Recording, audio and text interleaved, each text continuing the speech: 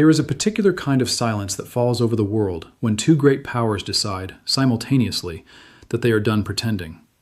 Not the silence of peace, the silence of held breath, the silence of a match held inches from a fuse. That is the silence hanging over the Middle East today, on April 14, 2026, as the United States and the Islamic Republic of Iran stare across a widening chasm that 21 hours of negotiation in Islamabad could not close, and 8 days of ceasefire clock ticking may not survive. What you are watching is not simply a military confrontation between two nations.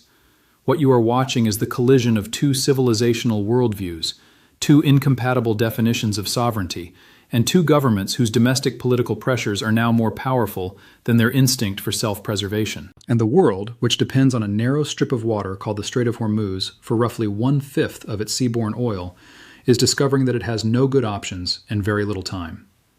To understand how we arrived at this precipice, one must resist the temptation of the headline and instead follow the longer thread. The dispute between Washington and Tehran over Iran's nuclear ambitions is not a crisis that emerged from nowhere in 2026. It is the product of decades of mistrust so deep, so structurally embedded, that even the most elegant diplomatic architecture built atop it eventually cracks. The 2015 Joint Comprehensive Plan of Action, the JCPOA, was the most ambitious attempt to bridge that mistrust. It was a framework of mutual limitation, a compact built not on trust but on verification, not on warmth but on mathematics. For a time, it held. Then, it did not. The Trump administration's unilateral withdrawal in 2018 did not merely disrupt an agreement. It taught Iran a lesson it has not forgotten, that American commitments come with expiration dates tied to electoral calendars. By early 2026, Iran had accelerated its uranium enrichment to 60% purity. To build a nuclear weapon, you need 90. The distance between those two numbers had become the most dangerous gap in global geopolitics. It was against that backdrop, and with Iran also weakened by years of cascading sanctions, shaken by domestic uprisings that had claimed tens of thousands of lives, and militarily battered by a 12-day Israeli air campaign in June of 2025, that Washington and Jerusalem made a fateful calculation. The window, they reasoned, would not remain open. Adversaries in history are seldom more vulnerable than they are in this particular moment, and moments like this do not repeat themselves at one's convenience. And so, on February 28, 2026, what had been a cold confrontation became a hot war. Nearly 900 airstrikes in 12 hours. Iran's supreme leader, Ali Khamenei, was killed in the opening hours. Missile batteries went dark. Command structures were severed. It was, by the clinical measure of military planners, a highly effective opening salvo. But war has a way of refusing to remain within the parameters drawn for it by planners. Iran retaliated, hard, broadly, and with a fury that reminded anyone who had forgotten that a nation does not need a nuclear weapon to cause catastrophic regional harm. Iranian missiles struck Israel, Saudi Arabia, Kuwait, and the United Arab Emirates. 13 American service members were killed. 32 civilians died in Gulf nations. In Iran itself, the toll was devastating. More than 1,700 civilians lost their lives, including 254 children. Lebanon was pulled into the vortex. Hezbollah exchanged strikes with Israel. What had been marketed in certain Washington circles as a surgical operation became, almost immediately, a regional war with no obvious off-ramp. Now here is what the architects of this campaign did not fully account for, and what makes this conflict genuinely different from those that preceded it. Iran's greatest strategic asset was never its missiles, never its proxy network, and certainly not its air force, which was largely neutralized in the opening strikes. Iran's greatest strategic asset was always geography. The Strait of Hormuz, that narrow, irreplaceable choke point connecting the Persian Gulf to the Gulf of Oman, sits at the edge of Iranian territorial waters. Through it, before the war, flowed approximately 20% of the world's seaborne oil, and Tehran, stripped of so much else, moved to assert control of that waterway with the focused determination of a nation that has nothing left to lose diplomatically. The effect on global energy markets was immediate and severe. Brent crude, which had been trading near roughly $63 per barrel a year ago, has now surged above $97 as of today, April 14th, a 52% increase over 12 months, with prices having briefly spiked above $119 at the height of tensions just weeks ago. The average price of gasoline in the United States has climbed to $4.12 per gallon, up sharply from $3.63 just 1 month ago. Morgan Stanley is now projecting Brent crude at $110 per barrel in the second quarter of 2026. And those are the numbers if the ceasefire holds.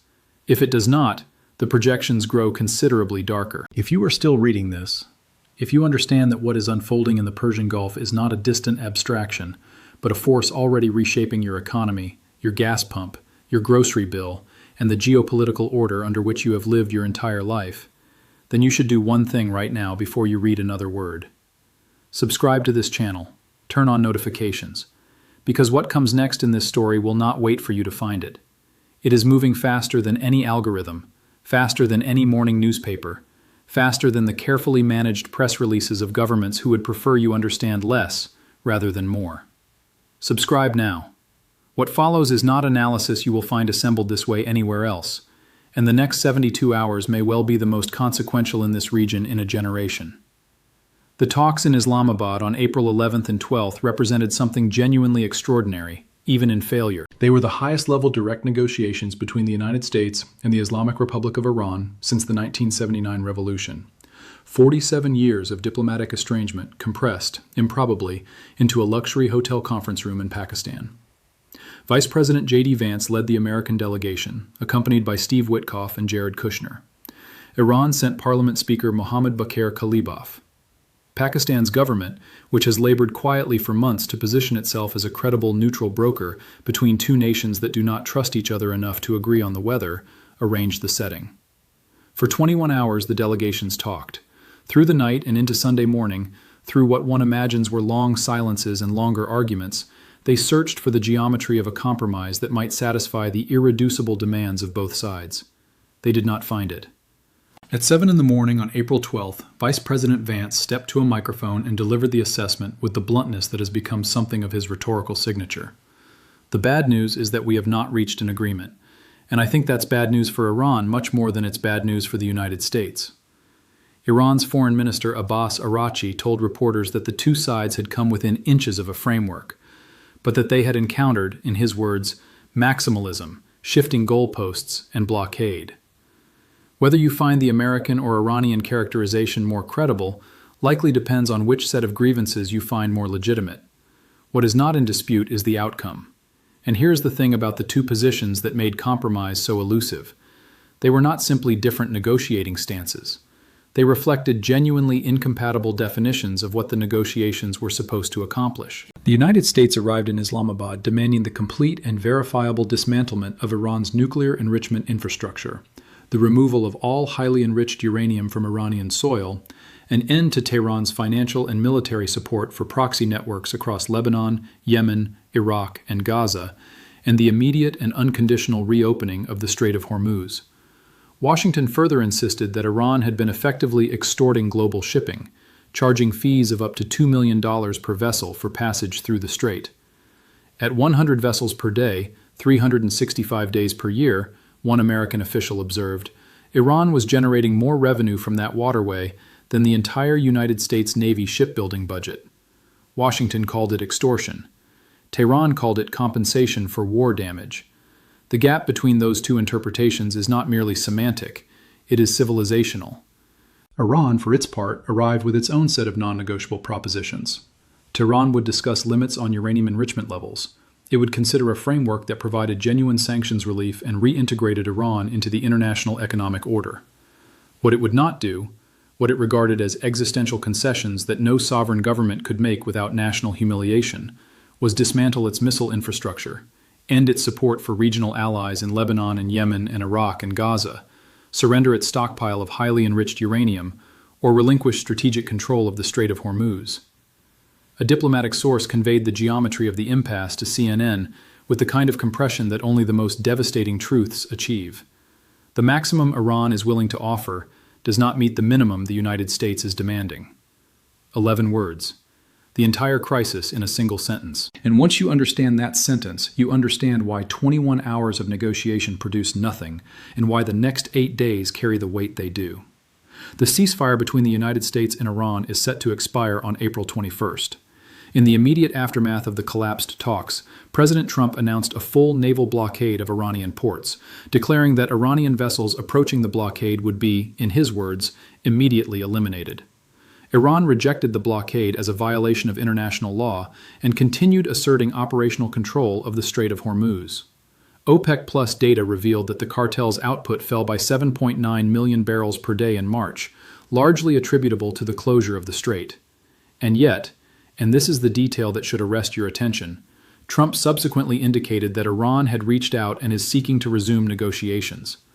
The war, it seems, has not yet exhausted either side's appetite for talking. But talking and agreeing are not the same thing, and the distance between them has rarely felt as vast as it does today. There is a concept in classical rhetoric called the burden of proof, the obligation that rests on whoever makes a claim to demonstrate its validity. In the diplomacy of great powers, there is an equivalent burden, far heavier, far more consequential, and far less often acknowledged: the burden of alternatives. When two nations arrive at a moment where the options have narrowed to deal or war, the burden falls on every responsible statesman, analyst, and citizen to ask not merely which option is preferable, but whether those are truly the only two options available, and what a third path might look like. The conversation happening, or failing to happen, between Washington and Tehran right now is a contest not merely of military power or diplomatic skill, but of imagination. And so far, the imaginative capacity of both governments has been unequal to the catastrophic demands of the moment. Consider what has already been lost. Consider the 1,700 Iranian civilians who did not survive the opening campaign. Among them, 254 children, a number that carries with it not statistics, but futures extinguished, families severed, a generational wound that will shape Iranian politics for decades, regardless of how this conflict ends.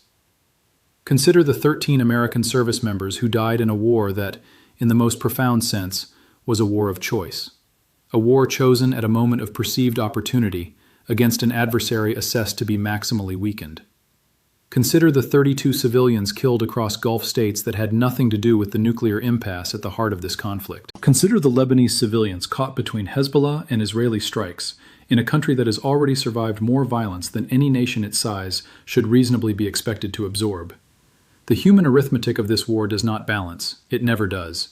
And the temptation of power is always to treat that arithmetic as a necessary cost of a strategic objective, until the moment when the arithmetic becomes politically unsustainable and the objective quietly recedes. The economic consequences are not confined to the futures markets of London and New York. More than 34,000 ships have diverted from the Strait of Hormuz over the past month alone, rerouting around the Cape of Good Hope or through alternative corridors at enormous additional cost in time, fuel, and insurance. Supply chains built on the assumption of a stable and navigable Persian Gulf are being redesigned in real time. The industries most vulnerable, petrochemicals, aviation, plastics manufacturing, agricultural inputs that depend on natural gas derivatives, are recalibrating their cost structures under conditions of maximum uncertainty. Goldman Sachs, even with its relatively measured outlook, has revised its second quarter 2026 Brent forecast to $90 per barrel, while Morgan Stanley sees $110 as the more probable outcome, and notes that oil supply chains could take months to normalize even after a Hormuz reopening is achieved. Recessions do not announce themselves. They accumulate, quietly, in the margins of quarterly reports and household budgets, until one day they are simply undeniable. Regional sources have indicated that a second round of negotiations is being explored, with Turkey actively working to bridge the positions of the two sides, while Pakistan has pledged to continue facilitating dialogue. That is encouraging in the way that a fire extinguisher in a burning building is encouraging. It suggests the possibility of rescue without guaranteeing it. Turkey's diplomatic positioning here is worth watching carefully. Ankara has spent the better part of the past decade cultivating relationships with both Washington and Tehran, with both Israel and the Arab Gulf states, and with both Russia and the Western Alliance, a balancing act of considerable sophistication that has not always endeared Turkey to its NATO partners, but has given it a unique capacity for exactly the kind of back-channel mediation this moment demands. Whether Turkish diplomacy can close a gap that American and Iranian negotiators could not close in 21 hours of direct talks is genuinely uncertain. What is certain is that without some form of mediated framework, the ceasefire expiration on April 21st presents a hard deadline of the most dangerous kind. Here's what I want you to sit with before the noise of the next news cycle washes over this moment and makes it feel like context rather than crisis. The question before the world right now is not simply whether the United States and Iran will make a deal. The question is whether the international system, the set of institutions, norms, legal frameworks, and diplomatic conventions painstakingly constructed over 8 decades since the end of the Second World War, retains sufficient authority and legitimacy to constrain the behavior of great powers when they are in the grip of maximum political pressure. Whether diplomacy still has the power to stop what military force has started. Whether a third path can be named, and then walked, by leaders whose domestic constituencies are currently rewarding intransigence more generously than statesmanship. History suggests that the moments of greatest danger are also, occasionally, the moments of greatest possibility. It also suggests that possibility does not convert itself into outcome without human will, human courage, and a willingness to absorb short-term political costs in service of long-term survival. Those qualities are rare in the best of times. In these times, they are rarer still. The next 8 days will tell us something fundamental about the world we now inhabit. Not merely about Iran and America, but about whether a rules-based international order can survive the collision of two nuclear-adjacent powers who disagree not just on terms, but on the nature of legitimacy itself. Drop your thoughts in the comments below right now. Do you believe a second round of talks can succeed? Do you think there is a third path neither side has yet been willing to name?